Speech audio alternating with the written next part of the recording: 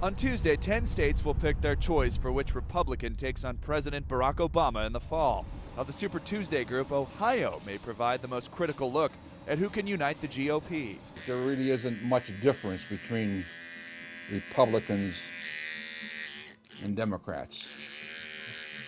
To me, they're fighting each other over who gets to shaft us. Especially with voters like Youngstown, Ohio barber COSMO PECCHIA, who's ambivalent about everyone in the field, including the president.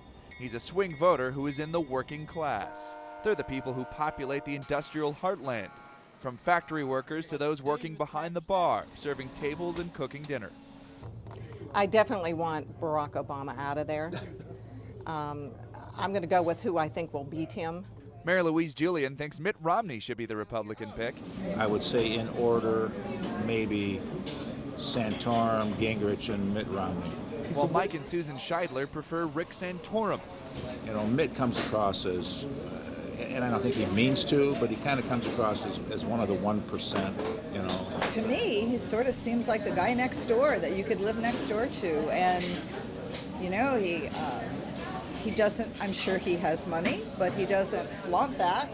This is why Ohio is a battleground state, not just in the general election, but also this Republican primary. Mitt Romney is having some trouble connecting with conservative-minded working-class voters, leaving a gap for Rick Santorum. I think that Romney's having trouble in Ohio because the working class in Ohio is more conservative than one it is in Michigan. John Russo runs the Center for Working Class Studies at Youngstown State University. And I think that the types of appeals that Santorum is making are appealing to that white working class. At the same time, it's suggesting the type of insensitivity that Romney has with working class people and working class issues. One thing that may irk some working class voters is that every Republican candidate opposed the bailout of the American auto industry. As far as the Republicans saying that we shouldn't have had the bailout, no, I don't think that's the right answer, because to me, I'm a simple-minded guy, but if you get rid of the middle class, then what do we have? I mean, if I can't afford to buy the vehicle that I'm building, you know, what do we have? Mario Duran and his wife Diane work at a Chrysler plant in Toledo that shuttered when the company went bankrupt in 2009.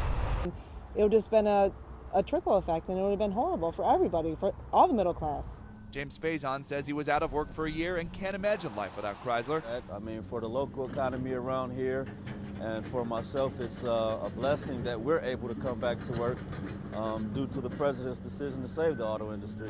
Manufacturing jobs make up the backbone of the Ohio economy, and the workers on the shop floors are a portion of Ohio voters Republicans must win over.